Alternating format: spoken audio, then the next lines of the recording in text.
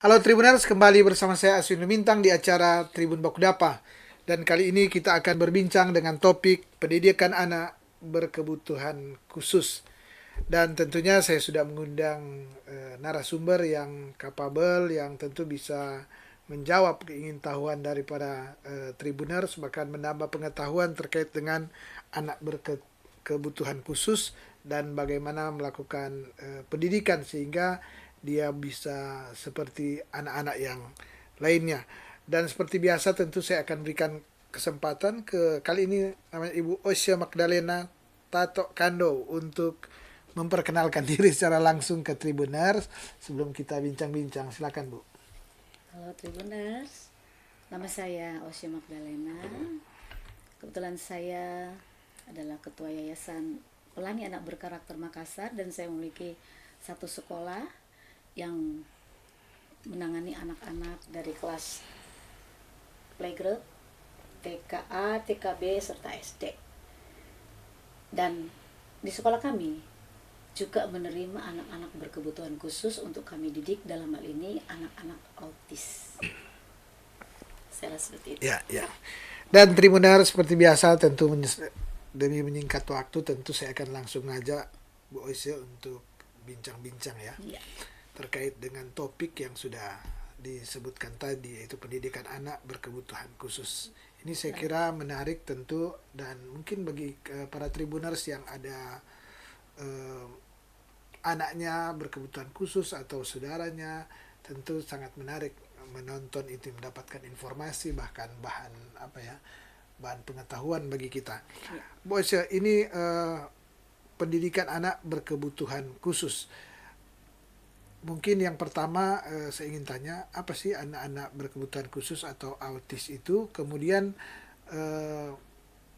pendidikan terhadap anak-anak autis ini atau berkebutuhan khusus ini, dia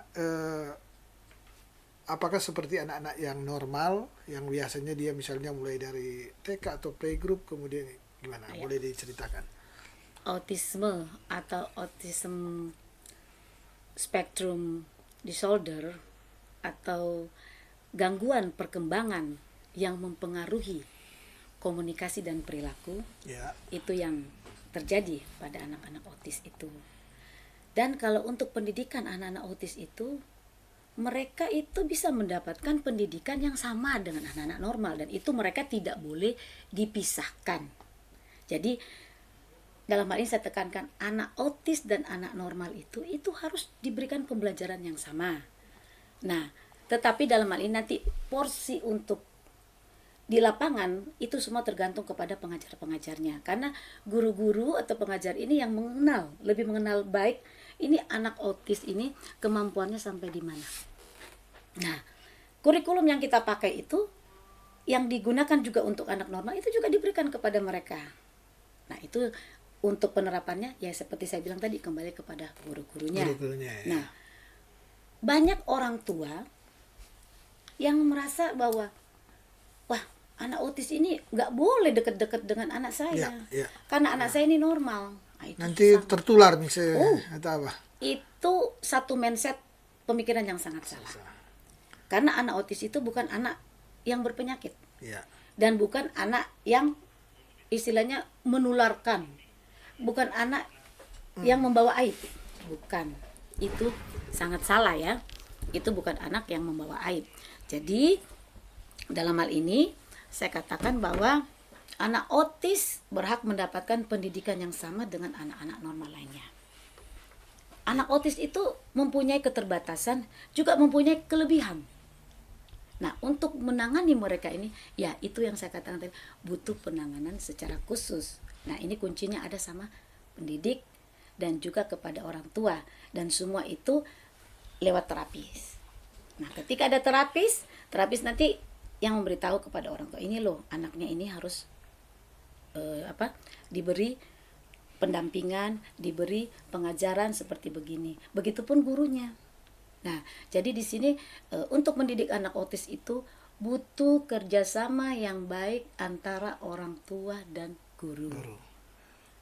Bu Isya, anak autis kan kalau misalnya anak-anak saya kata pakai normal ya, dalam arti yang biasa penanganannya, katanya sekarang kan dia di usia PAUD, pendidikan usia dini, ya bisa 2-3 tahun ada di pendidikan semacam mungkin playgroup atau sarana bermain ya.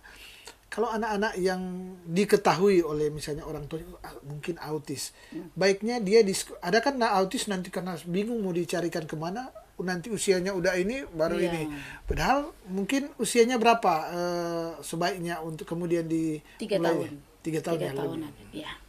Paling bagus tuh penanganan untuk anak autis itu sedini mungkin. Nah, itu dimulai biasa di usia 3 tahun.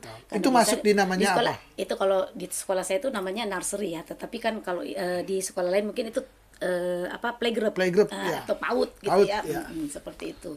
Dari situ bagusnya. Nanti dari PAUD, dari nursery, kalau di sekolah saya dia ke K1, K2 atau kindergarten 1, kindergarten 2, atau di sini taman kanak-kanak A, taman kanak-kanak B gitu. Setelah itu bisa berlanjut ke primary, SD, dan mungkin selanjutnya dia bisa ke SMP, ke SMA, dan anak autis itu anak-anak yang nanti ketika ditangani secara khusus, yaitu lewat terapi yang baik, pengajaran yang baik di sekolah, itu nanti mereka itu akan berperilaku dan bisa berkomunikasi seperti anak-anak normal ya. Seperti itu. Iya.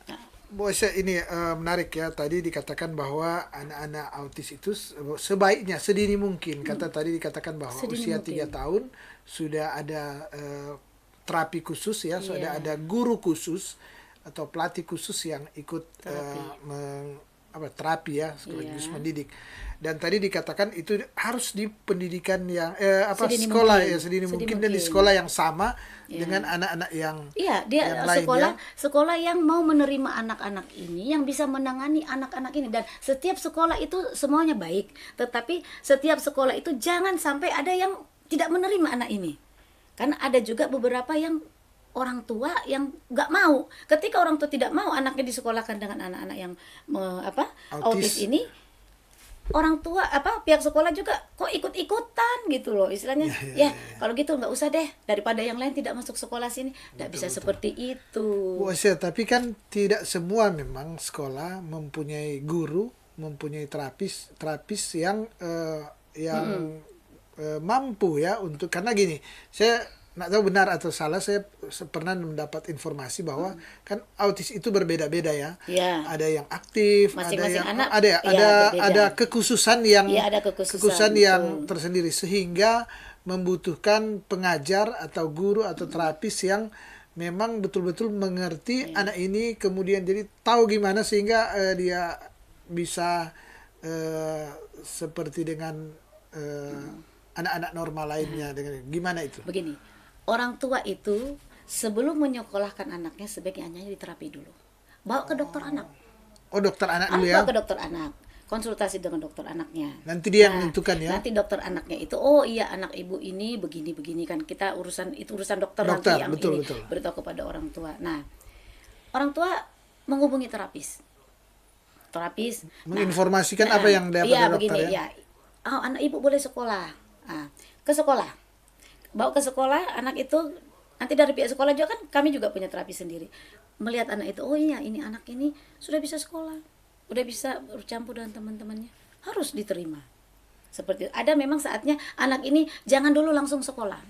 Dia harus diterapis dulu beberapa lama, jangka waktu berapa lama. Itu terapisnya gimana untuk sebelum dengan teman-teman yang khusus? Mungkin supaya dia tidak kaget, jadi diajar. Contoh biasa anak-anak autis itu kan dia terkendala dengan komunikasi dan perilaku. Karena itulah yang terjadi, gangguan yang terjadi dalam hal komunikasi dan perilaku. Jadi sedikit demi sedikit, kalau sekiranya sudah bisa, harus disekolahkan. Seperti itu. Jangan disimpan di rumah anaknya. Karena kebanyakan orang udah cukup lah, yang penting sudah saya terapis begini, saya tidak sekolahkan anak saya. Kasihan dong anaknya. Anak autis juga kan punya masa depan yang bagus.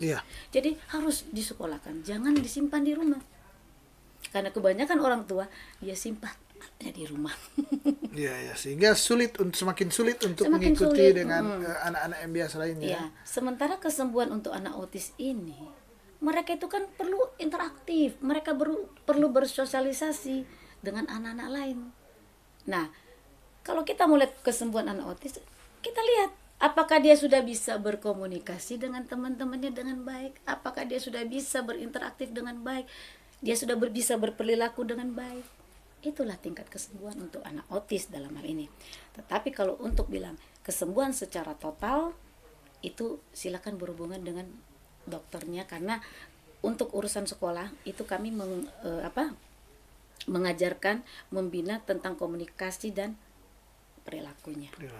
Tapi ketika perilakunya sudah seperti orang normal, itu sudah tidak ada masalah buat kami.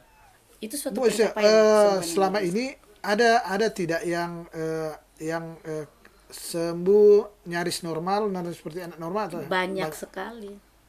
Banyak sekali. Jadi saya katakan 99,9% seperti yang kami alami di sekolah saya. Mereka yang tadinya ketika dipanggil nggak mau noleh, ya. apalagi mau menjawab. Udah nggak noleh, udah menjawab.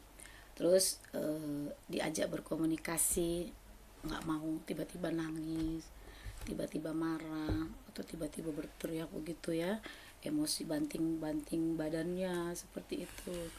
Nah, ketika sudah bersekolah, diterapis dengan baik, anak itu sudah bisa ketika dipanggil, sudah bisa menoleh, sudah bisa menjawab, sudah bisa berinteraksi dengan temannya, iya, sudah istilahnya sudah mengetahui suatu perintah yang diberikan, ketika disuruh ini sudah melakukan, itu sudah seperti anak normal. Nah, itu kesembuhan, letak kesembuhannya kami di situ. Karena yang sebelumnya tidak bisa kan menjadi bisa. Nah, itulah letak kesembuhannya untuk anak autis. Ya, Bu Osha, ini anak autis ini sesuai yang Ibu pengetahuan yang didapat itu karena apa itu? Apakah karena ada faktor gen atau ya, apa yang membuat? Yang kami lihat itu ada ya, di sekolah kami itu ada memang dia bersaudara dua-dua autis.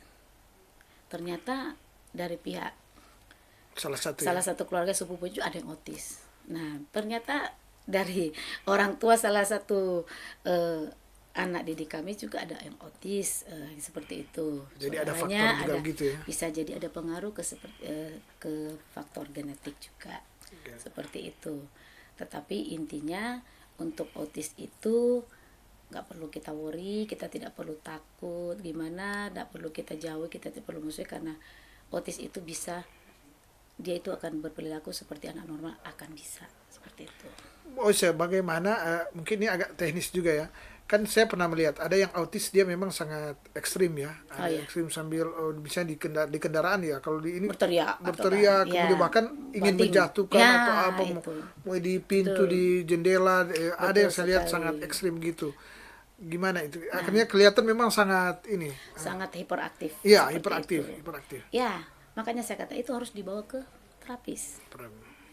Ada dokternya kan, nanti ini seperti ini, nanti kan dokter ada penanganan secara khusus untuk anak-anak seperti itu, akan ada, dan mereka tidak akan seperti itu terus kok kalau ditangani dengan baik seperti itu. Dan anak seperti itu juga harus disekolahkan, jangan sampai dia tidak, dan dia tidak mungkin begitu terus. Bu, kan anak autis untuk mendidik dia, saya dapat informasi tidak murah memang. Tidak murah dan tidak mudah. Tidak murah dan tidak mudah. Karena karena autis itu kan katanya satu orang guru itu, satu orang terapis itu harus mendidik, hanya bisa mendidik satu ini ya. Jadi bagaimana apakah memang ini sekolah ini untuk autis yang harus orang tuanya yang berkeliling, kalau dia ini ada gimana caranya Bu kalau di sekolah Ibu? Kebetulan kalau sekolah kami memang sekolah yang melayani dengan kasih ya. Iya. Karena satu-satunya pengajaran yang bisa memotivasi anak-anak itu kalau kita memberikan pengajaran dengan penuh kasih, dengan hati, ketulusan hati itu harus. Pokoknya kalau kita menggunakan dengan hati itu pasti dapat berjalan dengan baik. Nah, kembali ke anak-anak yang ketika mungkin ada orang tuanya yang tidak mampu, kami subsidi silang, kami tetap harus menerima anak itu. Dan memang pada umumnya anak autis itu mendidiknya itu nggak mudah. Mudah, iya. Dan harus ada pendampingan secara khusus. secara khusus. Inti di sini secara khusus itu apa? Dia harus didampingi oleh guru selalu ya. Kalau di tempat Iya. kami didampingi secara Dia khusus ada oleh satu asrama guru. khusus atau tetap di rumah orang tua, tapi itu gimana? Tetap di rumah orang tua. Oh, Ketika ya, dia ya. habis belajar, ya dijemput oleh orang tuanya pulang kembali ke rumah. Tetapi dalam hal ini pendidik atau pengajar di sini dia harus memberitahu kepada orang tuanya, harus saling komunikasi. Bu, tadi di sekolah, misalkan anak si A, gitu. Ini ya. Dia udah bisa loh Bu, istilahnya diajak ngobrol, dia sudah mau mendengar. Tolong Bu di rumah dibantu, diajak ngobrol lagi, seperti itu. Karena biasa orang tua dia acuh, biarinlah, Nah, dia pikirkan udah dapat di sekolah lagi ya kan? dilepas langsung di sekolah. Ya, ya. Untuk pencapaian kesembuhan seperti itu tuh sulit kalau orang tua seperti itu bersikap.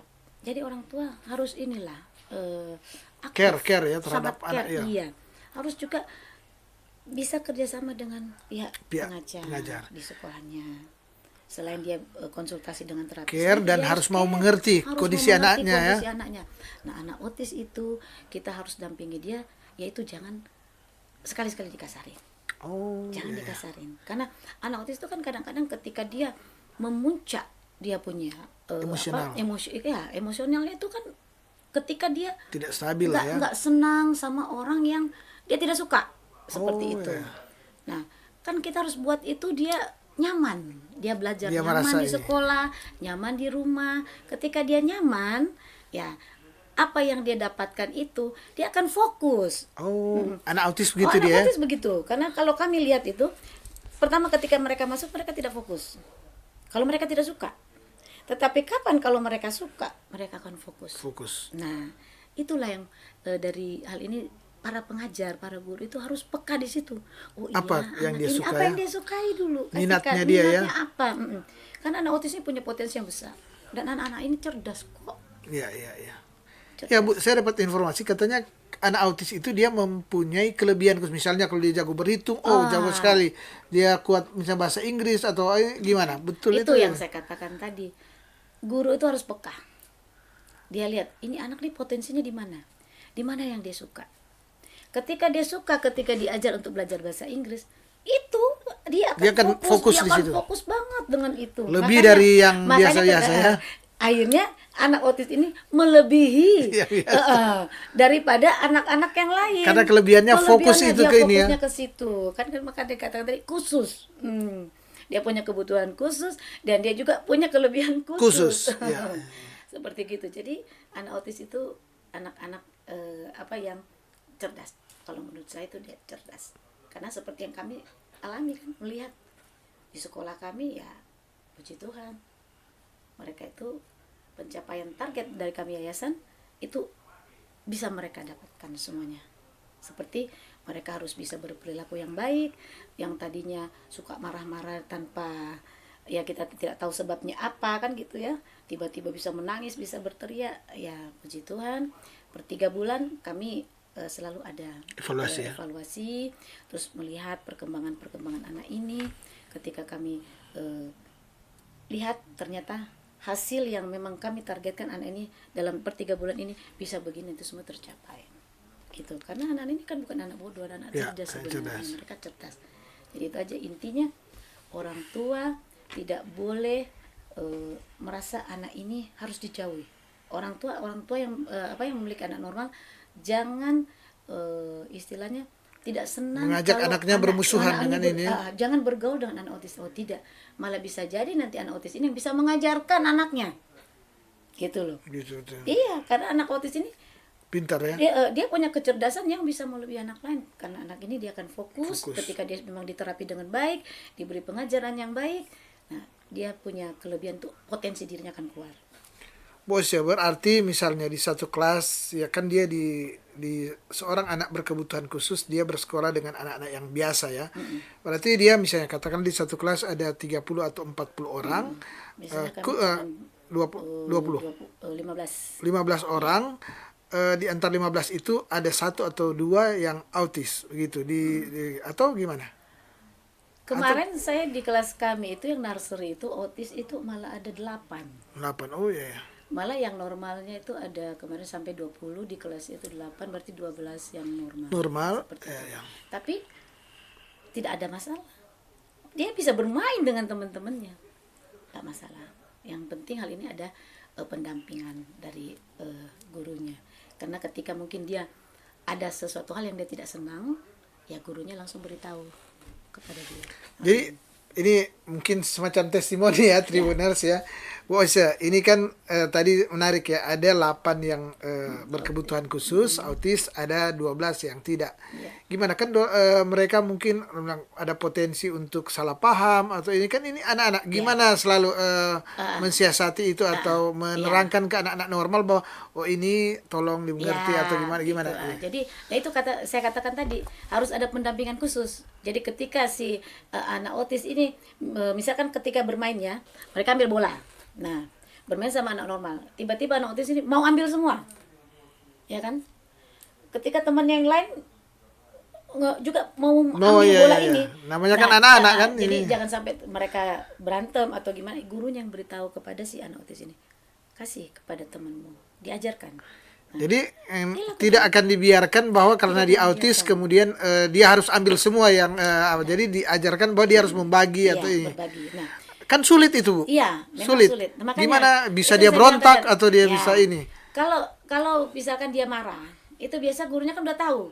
Karena mereka udah sering bersama-sama, udah tahu apa ini. Makanya saya bilang tadi, pengajar itu harus paham, kenal betul ini. Ya. Yang saya pegang ini hatinya ini seperti gimana ya, sehati dengan harus ini ya. Makanya saya bilang kita harus dengan hati. Kalau itu dilakukan dengan hati, anak-anak itu mudah untuk termotivasi. Gitu loh. Satu pengajaran yang sangat membuat anak-anak termotivasi dan dapat mendapatkan pendidikan yang baik itu ketika pengajar itu memberikan pengajaran dengan hati. Di sini kita berbicara ketulusan dan kasih. Penuh kasih. Seperti itu. Bu Ose, ini kan melihat ini berarti dalam pengajaran ini bukan hanya soal pengetahuan ya, bukan hanya soal bagaimana anak didik ini memahami semua, tapi bicara hati dan bicara anak-anak berkebutuhan khusus, mungkin ini bagaimana juga mereka ada spiritualitasnya ya. Spiritualitasnya ya, kalau dia mungkin Kristen ya, bagaimana dia dengan Tuhannya, begitu juga Muslimah. Gimana itu saya katakan tadi, anak-anak autis itu kan selain di terapi dia harus belajar, harus sekolah. Nah, di sekolah itu kan mereka juga diajar pendidikan agama. Iya, lewat pendidikan agama itu guru-guru agamanya ya mengajarkan sama seperti dia mengajarkan kepada anak-anak normal agama. Nah, ketika mereka diberi PR, mungkin kalau untuk anak autis, kan anak autis itu biasanya tuh mereka kalau pegang pensil itu nggak suka marah, ngamuk gitu kan, buang atau apa. Nah, ketika mereka sudah mulai bisa diajar menulis, diajar apa ya, ketika diberi PR mungkin untuk anak lain 5 soal ya, untuk autis cukup 2 saja dulu, sesuai kemampuan mereka, pelan. Nanti yang ketika mereka sudah bersosialisasi dulu ya, sudah bisa bersosialisasi, nah itu sudah bagus, istilahnya jangan komunikasi sudah bagus, perilakunya udah bagus, itu sudah sama dengan anak normal gitu loh. Kalau dia udah bisa komunikasi dengan baik, perilakunya udah baik. Karena misalkan anak autis kan tidak mau tahu siapa lu gitu loh. Kalau ini mau saya, dunia saya ini, kamu nggak boleh ini, nggak boleh campur, nggak boleh ikut. Nah, itu ketika mereka belum mendapatkan pendidikan yang baik, terapis yang baik. Ketika mereka sudah belajar dengan baik, mereka sudah mendapatkan terapi yang baik, pasti semua itu akan berubah. Seperti itu. Ya. Bu Aisyah, ini kan yang Ibu lihat ya ketika melakukan di lapangan ya, kira-kira dia berapa lama anak-anak itu misalnya dia relatif normal ya, atau mencapai mirip dengan anak-anak yang biasa ya, ketika dididik, diterapis oleh guru-guru yang terlatih, apakah setahun, 2 tahun atau gimana? Nah, kalau untuk masalah waktu itu tergantung kepada anak-anak itu sendiri, karena masing-masing anak punya perkembangan yang berbeda. Itu waktunya, ada yang prosesnya cepat, ada prosesnya yang lama. seperti itu. Tergantung Iya, ya. tergantung. Ada paling bagus itu dia kalau prosesnya cepat itu biasanya kalau memang seperti dikatakan tadi sedini mungkin. Sedini mungkin Ketika ya. dia berusia 3 tahun, kita sudah Itu sudah kelihatan kelihatan cepat autisnya. mencapai. Oh ya, kelihatan. Sangat kelihatan. Ya itu seperti tiba-tiba marah-marah, ngamuk-ngamuk, tiba-tiba nangis seperti nggak ada sebab apa ya. Dia sudah marah, udah ngamuk-ngamuk, sudah istilahnya suka berbicara sendiri. Iya, iya, iya. Kelihatan kok. Punya ada hal-hal yang kelihatan berlebihan ya. Ada Ada berlebihan. ini. Ya, seperti saya Terlalu bilang over, tadi, ya. waktu orang tidur dia main, Ya, ya, ya. waktu orang main ke sekolah dia datang tidur bukan datang belajar. Ya, ya, Ya. ya. Nah itu kan ada memang cara-cara guru di sekolah kami untuk bagaimana menghadapi anak-anak seperti ini. Nah nanti kita lihat anak seperti kan tetap diajarkan seperti anak-anak normal, cuman memang ada mereka yang lebih lagi kita berikan sesuai dengan perkembangan mereka dilihat. Ada yang memang cepat, ada yang lambat. Jadi kita nggak bisa bilang ini setahun sembuh, setahun bisa seperti anak normal, 2 tahun bisa, ini bisa, nggak bisa, karena mereka masing-masing perkembangannya berbeda. Berbeda ya. Dan itu juga yang mempengaruhi mereka supaya mereka bisa seperti anak normal dari lingkungan keluarga, edukasi keluarga itu sangat bagus. Terapis keluarga dan terapis edukasi di sekolah itu harus kerjasama. Iya, itu yang buat mereka prosesnya cepat. Iya. Tapi gini, Wasya, ini kan ibu pendidikan atau yayasan ibu punya itu di Makassar ya. Di Makassar ini kebetulan pulang kampung di Manado. Apakah berkeinginan ya ada niat untuk di Manado, karena di Manado saya lihat banyak juga kan yang autis dan yang saya nggak tahu, saya lihat saya pernah di sekolah anak saya lihat ada juga sih yang begitu ya yang ini. Dan mungkin gimana Bu, apa sudah mungkin mengati akan bekerja sama dengan ini atau membuat sekolah sendiri atau gimana? Jika Tuhan izinkan dan Tuhan perkenankan, Amin. wacana ke situ ada. Tapi ya kembali lagi mau tanya Tuhan dulu. Ya. Dan kalau masalah pendidikan anak benar-benar kita itu memang gimana hati kita ke mereka gitu loh. Jadi kalau memang di Manado dibutuhkan dengan sekolah seperti yang saya miliki di Makassar, kenapa tidak kita bisa ini di Manado? Cuman ya saya bilang nanti mau tanya Tuhan dulu. Tuhan izinkan, Tuhan berkenan seperti itu. Iya. Ya. Wacana ke situ bisa ada. Bisa ada ya. Kalau memang di Manado belum ini. Ya. Yang jelas masing-masing sekolah semua itu baik, bagus, ya gitu.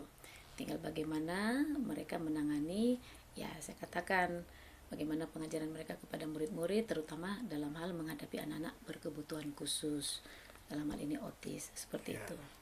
Bu Osya, ini pekerjaan mulia tapi tidak mudah. Dan tentu ada suatu cerita, ada suatu momentum sehingga Bu Osya misalnya terlibat di Yayasan Pelangi Anak Berkarakter di Makassar. Gimana, boleh diceritakan mungkin ya? Ya gini loh, Bu Osya. pendidikan karakter tuh penting banget ya. Ya. Percuma anak itu kalau dia pintar tetapi dia tidak berakhlak, ya kan? Ya. Dia tidak bisa berdampak untuk orang lain. Nah, yang bisa membuat dia berdampak kalau dia memiliki karakter yang bagus. Nah, seperti itu. Saya terus terang kadang-kadang saya miris ya melihat zaman kita sekarang ini, anak-anak istilahnya yang mereka ketika sudah dewasa, mereka memiliki pendidikan yang bagus, berintelektual tinggi, tetapi perilakunya itu tidak mencerminkan seorang yang berintelektual tinggi. Yang mungkin kita bisa tahu ada kejadian-kejadian yang biasa ya kita nontonlah sekarang nih, kok katanya istilahnya S1, S2 kan gitu ya. Tapi kok perilakunya bisa nelanjangin orang, ngibani padahal dosennya sendiri juga dibully, di apa gitu ya. Itu kan satu pendidikan yang sangat kita orang yang paham pendidikan tuh kita miris lihat seperti itu. Nah, ini pengaruh ini sampai terjadi karena dari kecilnya. Ketika dari kecil mereka memang karakternya sudah dibina dengan baik, yakin deh yang percaya ketika mereka besar mereka tidak akan mudah terpengaruh dan hal-hal yang tidak sesuai dengan ajaran firman Tuhan. Jadi Iya, dari iya. kecil itu memang kita sudah harus berikan anak kita itu pengajaran yang terbaik dari kecil. Kalau sudah besar, waduh, saya yakin ya seperti yang kita lihat kejadian-kejadian, saya tidak perlu sebutkan, saya rasakan itu kan Iya, iya, iya, mana-mana iya. viral, gimana seorang aktor intelektual ya yang sudah pendidikannya sudah tinggi tetapi berperilaku yang tidak baik.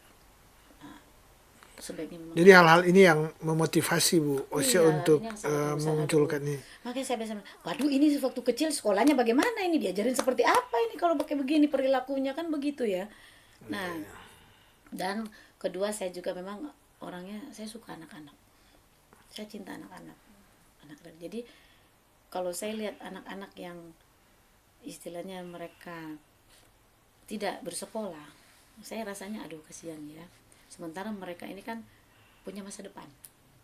Kalau mereka dibiarkan, kita tidak peduli dengan mereka, ya siapa lagi kalau lihat begitu.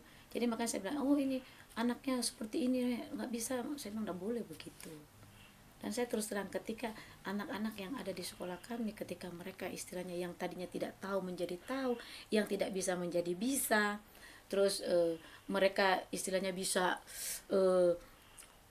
mengekspresikan dirinya bahwa ini loh saya anak-anak yang mereka bisa berani maju, mereka berani tampil, yang tadinya ya waktu masuk udah kayak nggak mau, Iya, iya, iya. kayak orang Fernando bilang apa dang ya, rupa kutu busuk gitu loh. Iya. Nah, tapi tiba-tiba bisa tampil, mereka bisa bicara, mereka bisa menunjukkan ini loh saya bisa main musik, saya bisa apa, itu kan luar biasa, dan itu kepuasan yang tidak bisa dibeli dengan uang. Iya.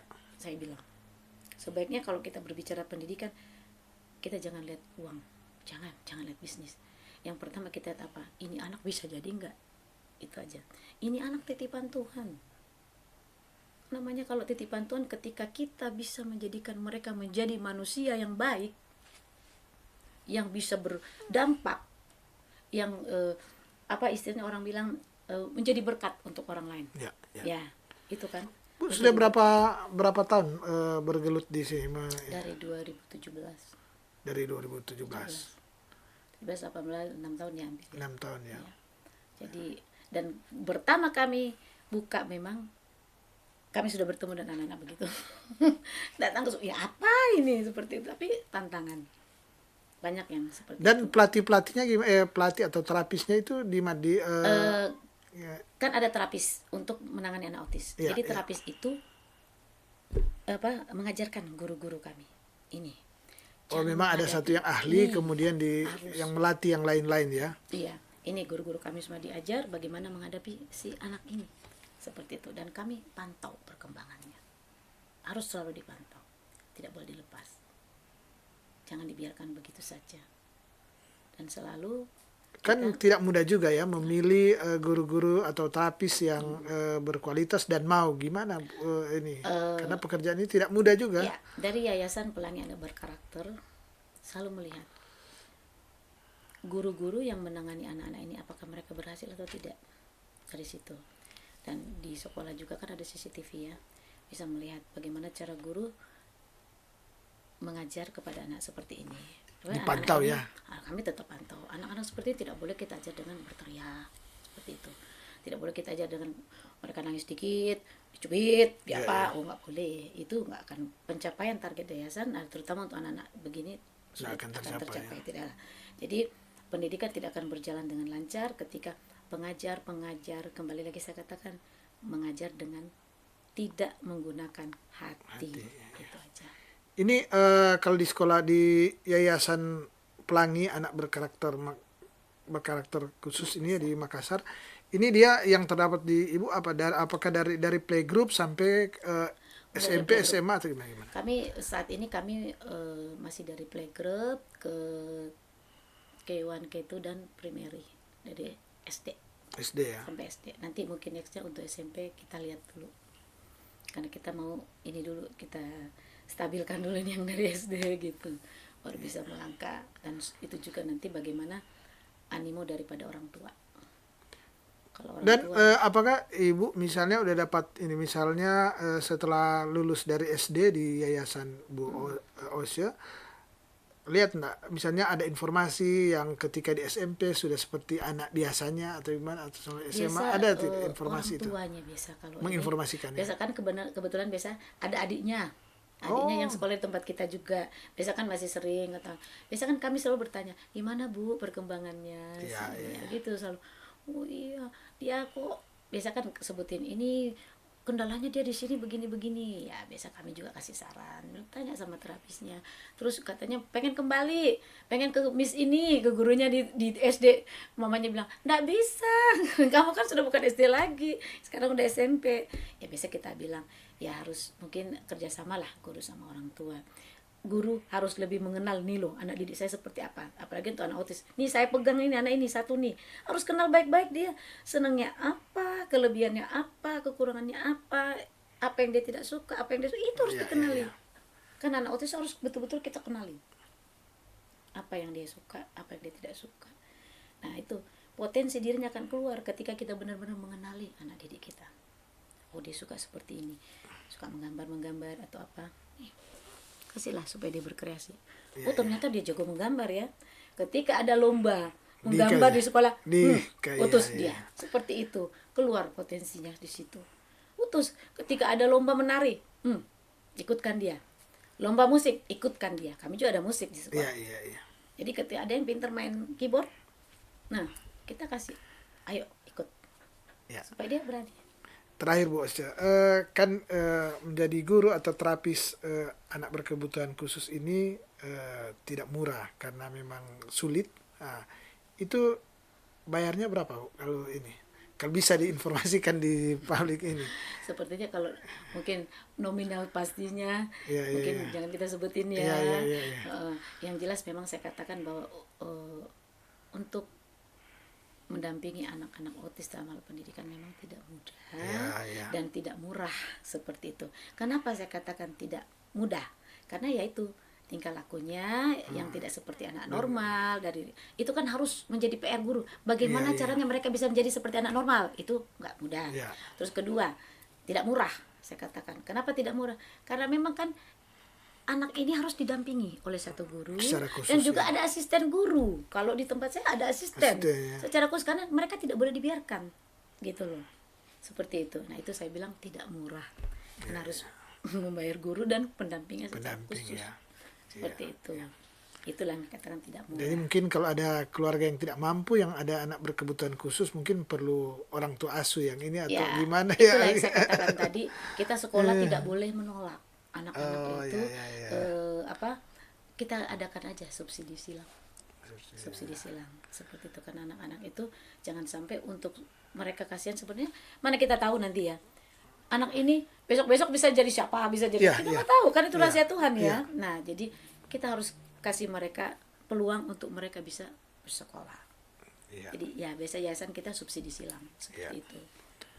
Dan Tribuners tentu banyak hal lagi ya yang mungkin ingin ya diketahui oleh para Tribuners terkait dengan bagaimana melakukan pendidikan terhadap anak berkebutuhan khusus, tapi waktu juga Bu Ose yang membatasi bincang-bincang ini. Tapi paling tidak Tribuners sudah mengetahui bahwa ada sekolah yang menangani, bukan sekolah khusus, itu di sekolah umum, tapi bisa menangani anak-anak berkebutuhan khusus. Dan tadi saya kira bagaimana cara untuk menangani anak itu sudah diinformasikan ya, garis-garis besarnya sudah diinformasikan. Tentu lebih detailnya mungkin bisa komunikasi dengan Ibu Osce ya, karena Ibu Osce mempunyai yayasan yang atau sekolah yang menerima anak-anak berkebutuhan khusus, tapi sayangnya jauh ya di Makassar sana. Tapi sebagai orang Manado tentu mungkin siapa tahu ada ya bisa aja kan ada di Sulawesi Utara. Tapi paling tidak di bincang-bincang ini Bu Osce banyak hal yang Tribuners boleh dapatkan informasi, menambah wawasan terkait penanganan terhadap pendidikan anak berkebutuhan khusus ya. Dalam hal ini anak autis. Dalam hal ini anak autis ya. Dan seperti biasa sebelum saya menutup bincang-bincang ini, saya berikan kesempatan ke Ibu Osce untuk ada closing statement hal apa aja mau mengajak pada mungkin Ya, orang tua ya. ya orang tua. Ya, saya hanya bisa ngasih sedikit tips kepada orang tua, yaitu kalau ada orang tua yang memiliki anak normal, terus dia sekolah bersama anak-anak yang tidak sama seperti anak mereka, dalam ini autis ya, itu orang tua nggak usah worry, tidak usah cemas, Ya. nggak apa-apa, karena anak autis ini tidak berbahaya kok. Biarkan mereka bisa bersosialisasi bersama, mereka bisa bermain bersama, karena bisa jadi malah nanti anak autis ini yang mengajarkan. Dalam hal ini misalnya bermain sama anak-anak ini harus begini, bisa jadi mereka yang bisa lebih daripada anak kita. Dan ingat, anak autis itu bukan anak berpenyakit dan juga bukan satu aib. Nah, untuk orang tua yang anak-anaknya autis, itu jangan malu gitu loh. Jangan malu untuk menampilkan anak mereka. Bawalah anaknya ke gereja atau kemana, misalkan ke masjid, atau bisa kalau mau ini ya ada acara-acara pengajian, bawa, jangan disimpan anaknya. Karena kebanyakan yang terjadi anak-anak, orang tua yang memiliki anak-anak autis itu anak-anaknya disimpan, nggak boleh keluar rumah. Biarkan mereka bersosialisasi, biarkan mereka bermain, dan dibawa ke terapis, anaknya disekolahkan, harus ada konsultasi yang baik dengan pihak terapis dan pihak sekolah, kerjasama yang baik, supaya anaknya bisa cepat berperilaku, bisa cepat berkomunikasi dengan anak-anak normal lainnya, seperti itu. Jadi sekali lagi saya katakan, autis bukan penyakit dan autis bukan aib. Tetapi autis keterbatasan yang dimiliki oleh anak tersebut ataupun kelebihan yang dimiliki anak tersebut. Nah, jadi semua itu harus diterima dengan baik karena anak adalah titipan Tuhan. Mari orang tua sama-sama kita mau mengajar anak kita, mendampingi anak kita dengan baik dan penuh kasih. Berilah mereka motivasi pengajaran dengan hati. Karena ketika kita memberikan motivasi pengajaran dengan hati, mereka akan mudah untuk belajar dengan baik, seperti itu. Ya, saya rasa sekian dari saya. Ya.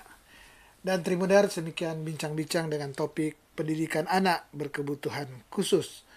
Dan saya kira banyak hal yang sudah kita dapat informasi, pengetahuan, bahkan wawasan terkait penanganan anak berkebutuhan khusus yang sudah diutarakan oleh Ibu Oisha Magdalena Tato Kando, STH MPD, yang merupakan Ketua Yayasan Pelangi Anak Berkarakter di Makassar. Dan tentunya Bu Oisha, saya atas nama Tribun Bukudapa mengucapkan terima kasih kepada Bu Oisha ya, yang sudah boleh menerima undangan kami untuk bincang-bincang di studio ini. Sekali lagi terima kasih. Sama-sama. Saya juga mengucapkan terima kasih kepada para Tribuners yang sampai saat ini setia menyaksikan akan acara Tribun Bukudapa.